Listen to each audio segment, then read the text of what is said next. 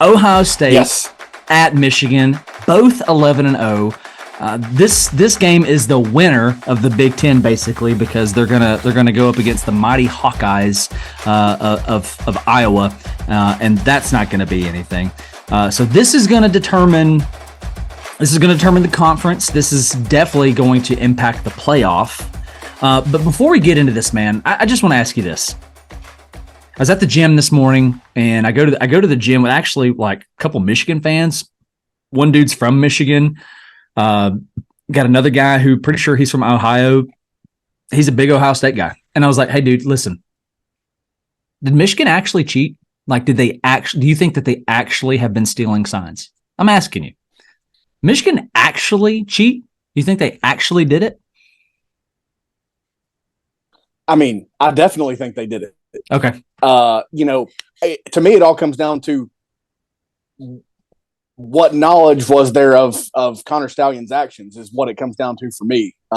It's not a matter of if, because I think you asked me this, did X cheat? I absolutely think so. I mean, I think that teams are responsible for changing their signs, periodically, week to week, maybe. Yeah. Keep it fresh, keep it something that you can't steal. But I think if you're not trying to pick up on your cues, what are you doing? That's fair. All right, let me ask you this then. So this was his next question to me. He said, do you think Harbaugh didn't know? Man, he's got to be one of the weirdest coaches left in the game at this point. I could actually see him not knowing. But I think he's old school. Well, first of all, he's getting old, for one. But I also think he's old school. And I think he's someone that would say, rubbing is racing. We're going to do what other teams do, yada, yada, yada. Don't let me know about it. I could see him covering his bases like that. But if I give anyone the benefit of the doubt, it's probably him for whatever reason, just because he's such an odd bird, or he's become a really odd guy. But I think it's, totally likely that he knew. When Michigan turned around and accepted and stopped fighting the 3-game suspension, that's pretty telling. I think there was other evidence, such as maybe I think it's Partridge is his name. I can't remember who it was. Maybe destroying some evidence. He's about the linebacker coach? That led them to kind of, giving up the ghost on the fight. But absolutely, he's totally capable of knowing. But if anybody didn't, he's probably smart enough to say, "Don't tell me what you do" or something. That's fair. All right, one last question. All right. Assuming they cheated, what is the right punishment? That's next level. So assuming they were like, "Yo, Connor, go check out the, this game and that game." You saying that? Even if Harbaugh didn't know, you've also you got the lack of institutional control that the NCAA is going to come out with and accuse you of, and they have proven that there's a hammer that follows those words. But depending on what brand you are. Exactly. And Michigan is a pretty big brand right now. A recently resurged brand. That, I mean, look, they just got their 1,000th win. They're the first to 1,000 wins. I mean, think about that program. If they're the ones that you make an example out of, or what have you, I don't know, man. Whether Harbaugh knew or not, what you're Mark Emmert, what are you doing to them? I think the most correct action is a head coach suspension. I don't think it's stripping away wins or any bowl or postseason type garbage. I do think that a head coach suspension is probably the best move. I've always wanted the NCAA to go after the coaches rather than the guys that it impacts more directly the players. Don't take away the opportunity from them. I think if you watch Michigan, you see an outstanding defense, absolutely outstanding defense. You see a pretty good offense that can, a balanced offense that can hit you from, a variety of different ways. I think they're a good team. I'd also ask Michigan, why did you go to these links? Like, why did you think you needed to go to these links? But yeah, I think it's for me, it is suspension more so than bans and stripping of wins, although that's probably my number two. I don't know. Is maybe taking away some wins, but I just don't know. I'm really There's a disappointed reason in I'm you. not in that job. I'm disappointed in you. Like you're my friend who's like, man, slap them around. Like that's like, I don't know. I feel like you're being really diplomatic in this moment, man. Because for Okay, me, flip it around. like it's borderline death penalty. Okay, yeah, that's because these signs heard... got out. These signs got out. They made their way down to South Carolina, dude. I mean, they may have. You know what I mean? But let's flip this around. If this is, here's why I'm not in that job. Okay, if this is Ohio State in this position, or if this is Alabama or Georgia in this position, death penalty all day, son. That's why I'm not in that job. I don't mind Michigan. They're somewhat doing the Lord's work when they win the game. I think they're a pretty serious threat in the playoff because of their defense and the kind of growth and maturity that they've shown at times offensively. It's been better, obviously, when Harbaugh's on the sidelines. Breaking news: your team plays better when your head coach is on the sidelines. But yeah, I mean, that's why I'm biased. I'm biased because I like them more in the Big Ten than most. Definitely more than Ohio State. And like I said, they're not a bitter rival. I almost did it, bitter rival or anything like that. I got you. Well, I'm seriously having a death penalty conversation. That is an option, and you're going to have to tell me why it's not. Right? You're going to have to give me legit reasons why it's not, because you did more than impact, the teams that you played. It made its way arguably around the country. I mean, it got down to South Carolina, and you could potentially look at this thing and say, "Oh, so you scouted everybody but TCU, did you?" I mean, absolutely, that's a conversation, and they played like they had never seen TCU. I mean, look at what Georgia did to TCU, and look at what Michigan did to TCU. That's what I'm saying. Honestly, so TCU had plenty of brilliant moments. Like against Texas, sure. that was a hard fought win where their offense didn't do anything like it normally did. But here's my thing. Here's another thing for me with this. Okay, Shane Beamer, and look, it ties in with him because of the rumors that are out there with South Carolina last year and the turnaround that they presented in the late part of the season. Beamer has been caught cheating before with something just like this. It's documented when he was probably a special teams assistant at Georgia or VT. I want to say Virginia Tech.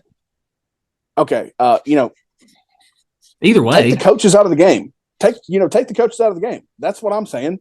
I mean, turn it to college basketball. Look at how long it took to do anything with Will Wade, Bill Self, who is still just not even felt a drip of sweat. Well, I'm not saying like what do we think the NCAA is going to do, because we have no idea. They are so inconsistent, right? Yeah, and as biased as I am for Michigan, I'm biased by their lack of showing me anything. If you are a blue blood, I don't know, man. Look at Missouri a few years ago. I think you come down, because this is one of those things that if you don't get a handle on this, if you're the NCAA, the other schools are going to look at it and go, they got slapped on the wrist for that. Well, we're going to do it too. So, in hockey, you get the penalty box, right? And it's basically, like when the other team knows your signs, you're basically playing with one arm behind your back. So go play an 11-man football game and do it with 7 on 11, right? Like you got players in the penalty box, freaking death penalty, freaking capital punishment, kill Harbaugh, like do something like that. That's a joke, y'all. If the FBI is listening, I'm not actually saying slay him, but like you got to do something. And I'm totally cool with that if it would become the norm, but it won't. And think about it. I mean, NIL is on the table. It's not like we're going to see many more Jeremy Pruitt situations. We're not going to see cheating allegations when it comes to recruiting. It's all going to be stuff like this, if anything. And now everyone, because again, I think everybody does this. I think teams have the responsibility to change their signals. I really do. I don't think you can roll with them week to week. I'm sorry. I've heard too many former players say that, it's your responsibility to self-scout, to play against your tendencies at times to fight against that. That's fair. You know, That's fair. These are the reasons I'm biased. And look, if they want to make an example out of Michigan, I don't care. It just better freaking be the norm, because there is no norm. There is no consistency going back. Well, that's what I'm saying. Like, take the NCAA out of it. You're in control. So that's why I presented the question that way.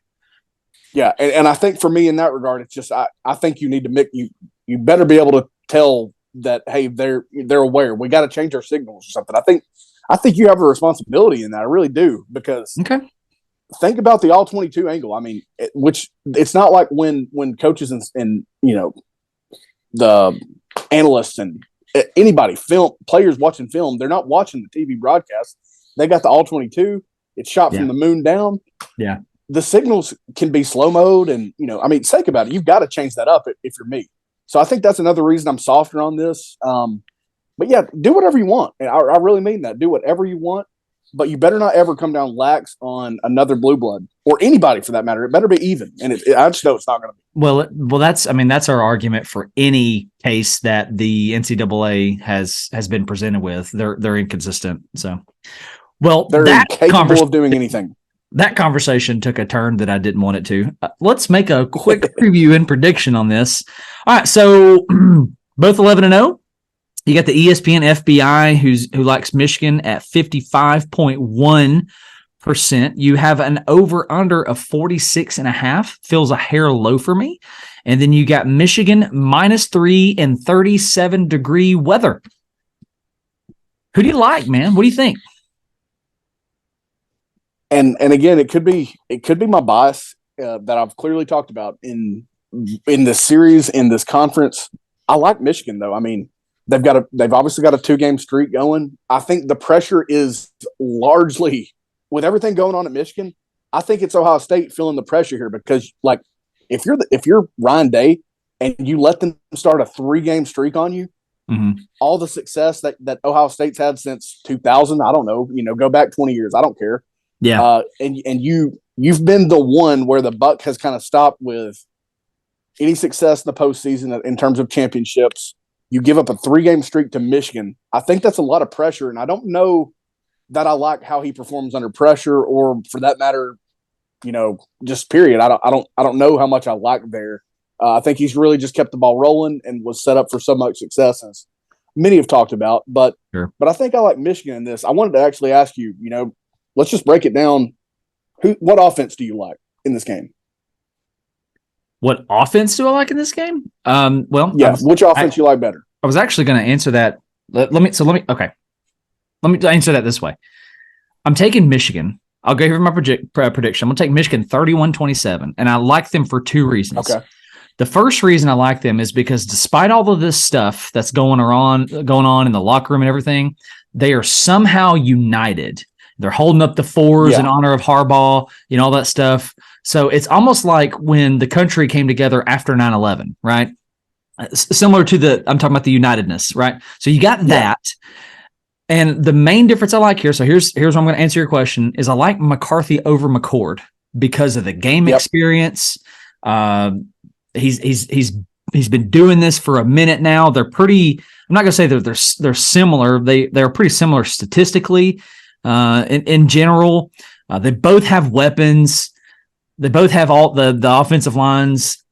I like the offense because of McCarthy and the experience. Not a diss on McCord by any means, because you could look at this and go, well, McCord has Marvin Harrison. Okay, fair enough. Well, McCord and Harrison have been doing it together for 11 games, though. McCarthy and Corum have been sharing the backfield for 2 seasons. I just like McCarthy's experience, and the game is at home. Yeah. I'm basically with you. I mean, in terms of which offense I like, any offense that features Marvin Harrison, I really like, but it's kind of inconsistent from him sometimes. Now, I think he's going to be highly motivated for this game. I don't think inconsistency is going to be an issue, but I do think, the defense that I like better is not even up for debate a little bit. It's Michigan's. Their secondary is stout. They get so much pressure. variety of different ways, but they can, most importantly, they can do it with 4 if they want to, or, rushing the minimum. I love Michigan's defense in this game. Them playing at home is huge for me.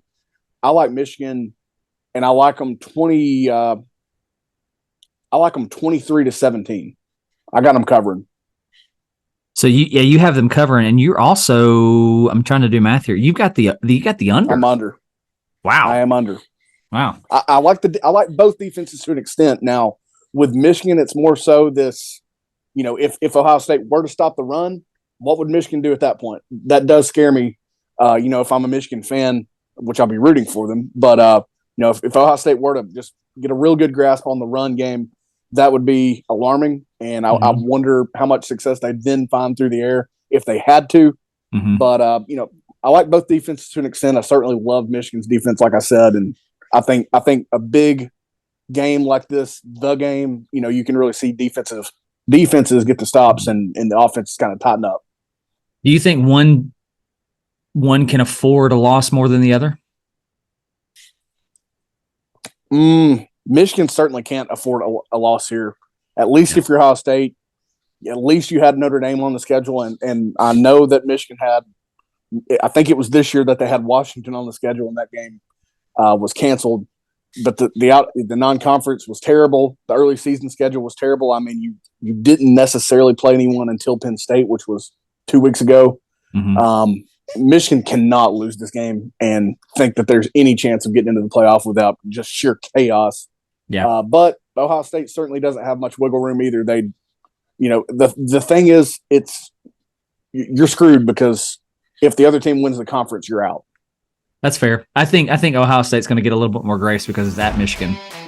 I think the committee would look at Michigan and say, you lost it at home. They've got a little more wiggle room to me, yeah. too. Yeah, I think Ohio State has a little more grace. All right, we're going to end this segment. I'm taking Michigan 31-27. Mike is taking Michigan 23-17. 12 o'clock Eastern Time, big noon kickoff. Ohio State at Michigan. Pandemonium reigns.